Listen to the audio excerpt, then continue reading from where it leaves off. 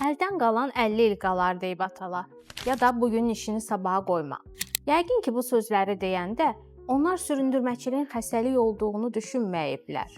Ancaq bir işi görməyi davamlı şəkildə yubatmaq və ya o işi görməyi tamamən təxirə salmaq xəstəlikdir. Bəs hansı hallar insanı buna sövq edir? Mükəmməlliyətçilik, daxili intizamın azlığı, zamanı idarə etməkdə çətinlik, depressiya, anksiyetə, motivasiyanın yetərsizliyi kimi psixoloji hallar.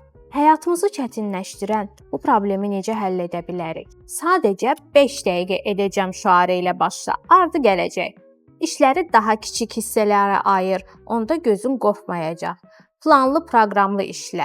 Bugünün işini həqiqətən də sabaha qoyma. İşləyərkən rəqəmsal diqqət dağıdıcılardan uzaq ol. Kiməsə işin bitiş tarixi ilə bağlı söz ver. Hesabat verəcəyin hissi motivasiyanı artıracaq.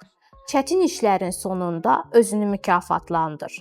Unutma, heç bir çətinlik sonsuza qədər sürmür. Ona görə də bir il sonra bugün başlamadığın üçün peşman olmamağa səy göstər.